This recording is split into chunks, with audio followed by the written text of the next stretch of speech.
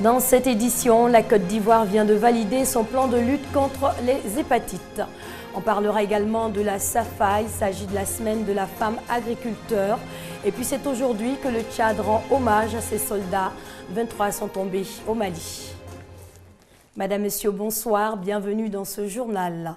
Tout d'abord, cette visite d'État en Côte d'Ivoire du président nigérian Goodluck Jonathan. Une visite pour renforcer les relations bilatérales entre la Côte d'Ivoire et la République fédérale du Nigeria. À cet effet, une commission mixte visant à encourager la stabilité et le développement de la sous-région devrait être mise sur pied. Le président nigérian, après Yamoussoukro, est arrivé cet après-midi à Abidjan. Demain samedi, Goodluck Jonathan prononcera un discours à l'Assemblée nationale où les députés sont invités à prendre part à la deuxième session extraordinaire du Parlement ivoirien. On parle santé à présent, lutte contre les hépatites virales. Près de 10% de la population en est victime. Et la bonne nouvelle, c'est que le plan national de lutte contre les hépatites est fin prêt. Hier, les experts ont procédé à sa validation. Laetitia Manglé. CHU de Cocody, 11e étage. Dans cette chambre, Chérif Lanciné est hospitalisé. Diagnostiqué porteur d'hépatite virale, il s'interroge encore sur l'origine du mal qui le ronge depuis bientôt 4 mois. Je sentais la douleur au niveau de mes côtes, mon ventre, au dos. Voilà, et puis j'avais souvent un peu la vertige. Voilà. Et j'avais pensé au début que c'était la fièvre typhoïde, le palu et tout ça. Les hépatites virales, il en existe 5. Les hépatites A et E, les moins graves, et les hépatites B, C et D, les plus dangereuses. Pour réduire le nombre de malades d'hépatite virale en Côte d'Ivoire, qui est de 2 200 000 personnes selon l'OMS, un plan national de lutte contre les hépatites virales, PNLHV, a été élaboré puis validé ce jeudi 28 février. Il devrait permettre de soulager financièrement les malades grâce à une prise en charge gratuite et aussi sensibiliser sur le mode de contraction de la maladie. Il y a 5 types de virus. Et sur les 5 types, il n'y a que 3 qui vont évoluer vers les formes chroniques. Il était donc important que tous les acteurs du système de santé se réunissent pour s'accorder sur la manière dont il faut traiter ces formes chroniques afin qu'on ne puisse pas aboutir à des complications graves, parfois mortelles, que sont la cirrhose et le cancer du foie. Les hépatites virales présentent les mêmes symptômes que le paludisme. Il n'est donc pas aisé de détecter le mal très tôt. Mais grâce à la validation du PNLHV, le retard n'est désormais plus une barrière à la guérison. Il existe des remèdes plus efficaces. On reste dans le domaine de la santé, mais à une échelle beaucoup plus grande. Comment mieux planifier les activités sanitaires de l'année 2013 ? Eh bien, on se sert des difficultés de l'année dernière. C'est à cet exercice que s'est soumis la direction régionale d'Abidjan 2. Juliette Ouéa. Améliorer la coordination des interventions sanitaires des 6 directions départementales du district d'Abidjan, c'est le but de la réunion bilan des activités de 2012 tenue le jeudi 28 février par la direction régionale de la santé et de la lutte contre le sida d'Abidjan 2. Pendant un quart d'heure, chaque district sanitaire, notamment Koumassi, Port-Boué, Vridi, Trècheville-Marcory et Agnaman, ont présenté le rapport annuel de leurs activités. Il ressort de ces échanges que les différentes directions départementales du district d'Abidjan sont confrontées, entre autres, au manque de personnel, à la faible couverture vaccinale et à l'insuffisance de matériel roulant. Globalement, ce que je peux retenir à la suite des 3 présentations que nous avons vues, c'est qu'il y a eu une amélioration des indicateurs de santé entre 2011 et 2012. Il reste encore évidemment beaucoup de choses à faire pour la couverture vaccinale par exemple, pour les accouchements assistés.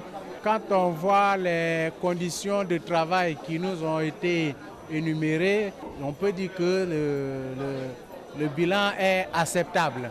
La rencontre a été également l'occasion d'encourager les meilleures performances de la région sanitaire d'Abidjan 2 liées à la qualité du service.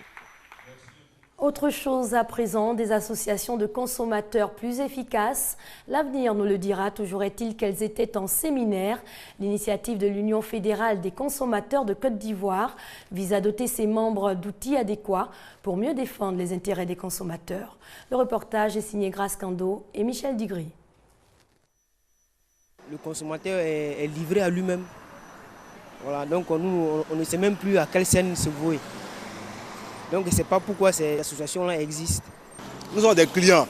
Chacun donne ses prix, chacun donne ses prix. Bon, nous, on ne peut rien faire, on achète seulement. Sinon, on ne voit rien sur le terrain. Des organisations de consommateurs fortes, efficaces et capables de répondre aux besoins de leurs membres, c'est le vœu des consommateurs de Côte d'Ivoire. Pour y parvenir, l'Union fédérale des consommateurs initie un séminaire de formation. Malgré tout ce que les organisations de consommateurs déploient comme action sur le terrain, il faut reconnaître qu'il y a une frange assez importante qui ne se reconnaît pas encore ou alors qui n'adhère pas spontanément aux actions des organisations de consommateurs. Alors nous sommes posés la question de savoir, est-ce que les dirigeants que nous sommes avons toujours bien fait ce que nous devons faire pour amener un plus grand nombre à adhérer aux organisations. Au cours de ce séminaire, plusieurs thèmes sont abordés, notamment le droit positif ivoirien, la protection des consommateurs, la gestion efficace d'une organisation de consommateurs.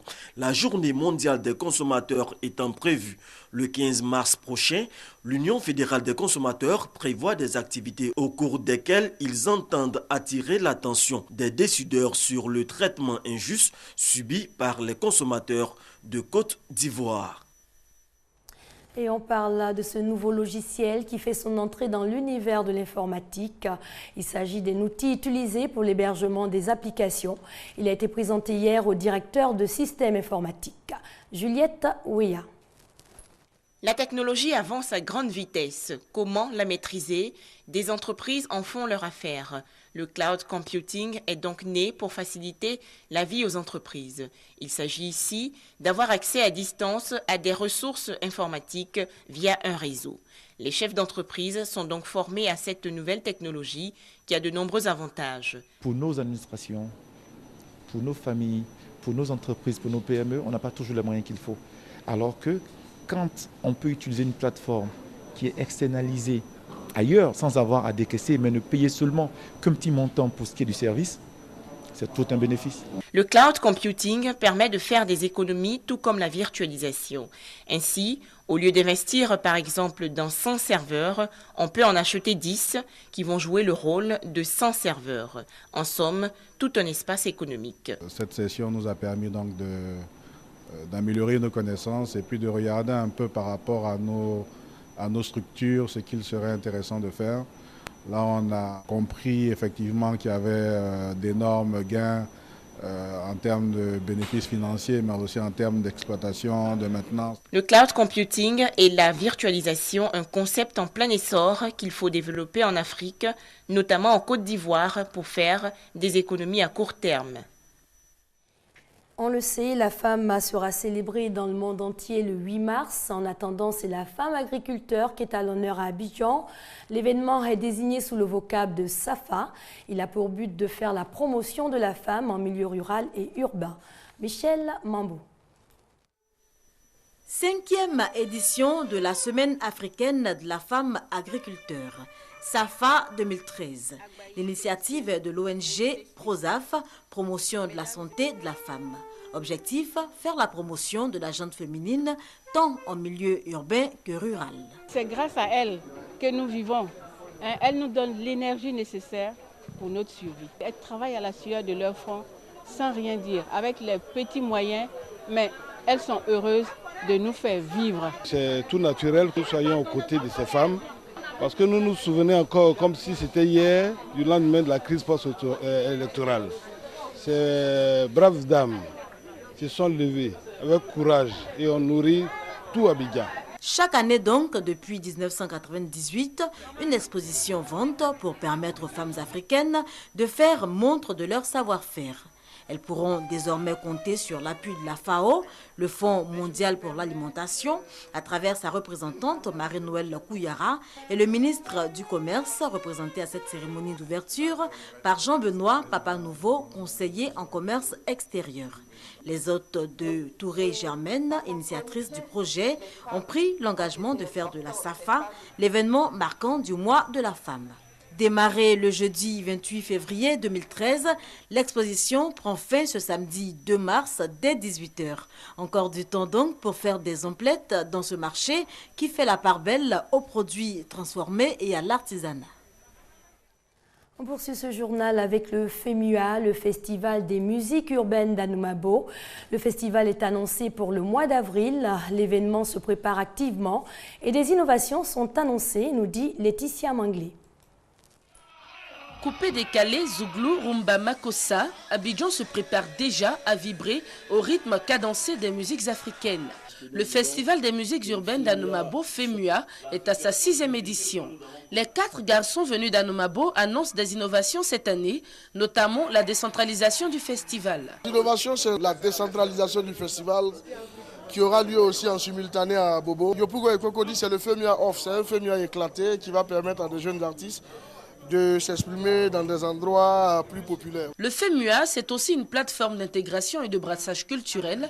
En termes d'avantages, on peut citer des actions sociales, construction d'écoles et de pouponnières, des acquis qui font d'Anoumabo un village de renommée internationale. Le FEMUA fait qu'Anoumabo est connu par tout le monde.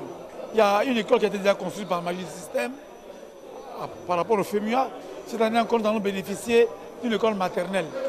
Et nous croyons que jusqu'au FEMUA 10, on va bénéficier de beaucoup de retombées du FEMUA. Repositionner la Côte d'Ivoire sur la scène musicale internationale, objectif visé par la 6e édition du FEMUA. Du 11 au 14 avril prochain donc, plusieurs artistes d'origine africaine se succéderont sur les différents podiums du district d'Abidjan. Bientôt, les municipales et les régionales couplées, elles sont prévues pour le 21 avril. À l'ambassade des États-Unis en Côte d'Ivoire, on s'intéresse à la thématique présentation d'un ouvrage. Il a pour titre « Comment devient-on maire aux États-Unis ?» Michel Digré a parcouru cet ouvrage pour vous, son reportage. Printemps 1991 à Denver. Wellington Webb, à peine connu des électeurs, mène une campagne étonnante et contre toute attente remporte l'élection municipale de Denver. La chronique de cette histoire du premier maire noir de la ville de Denver aux États-Unis est résumée dans un livre. Pour le décrypter, 3 panélistes ivoiriens. Il n'a pas les moyens financiers d'assurer sa campagne. Est-ce qu'il doit abandonner? Il a dit non. À force d'imagination, il a gagné les élections. En quoi faisant? Mais tout simplement en utilisant le contact direct avec les électeurs, en étant proche de ces électeurs. Et je pense que c'est ce qu'on demande à tout candidat. Pour le modérateur de cette conférence débat, la stratégie électorale de Wellington Webb doit inspirer les candidats des prochaines élections municipales en Côte d'Ivoire. Il faut que le candidat dise la vérité, ne pas promettre la lune et ne pas être capable de donner une étoile. Si vous promettez la lune, eh bien, les gens vous en voudront. 15 km par jour pour parler au creux de l'oreille des électeurs dans un corps à corps, une recette simple de Wellington Webb qui pourrait faire école pour les candidats des élections municipales prochaines en Côte d'Ivoire.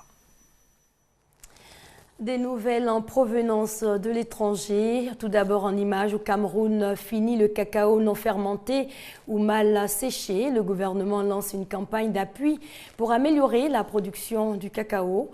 Construction des aires de séchage et fabrication de nouveaux fours sont au programme. Au Tchad, les drapeaux sont en berne ce 1er mars. Le pays rend hommage aux soldats tchadiens morts au Mali. Ils ont été décorés à titre posthume. Sur l'aéroport de N'Djamena, les 25 cercueils des soldats tués lors des opérations au Nord-Mali sont portés par leurs camarades. Devant les officiels, le président Idriss Déby Itno les a décorés à titre posthume, rappelant leur sacrifice. En cette journée de deuil national, il a également appelé les forces ouest-africaines à accélérer leur déploiement et venir renforcer la coalition composée des troupes maliennes, tchadiennes et françaises qui pourchassent les groupes islamistes. Et puis pour terminer en images, en Syrie, les violences ne connaissent toujours pas de répit. Américains et Européens ont annoncé une aide directe à l'opposition. Le régime syrien et son allié russe fustigent cette aide internationale. C'est la fin de cette édition. Merci à vous de l'avoir suivi. Restez sur RTI2, nos programmes se poursuivent.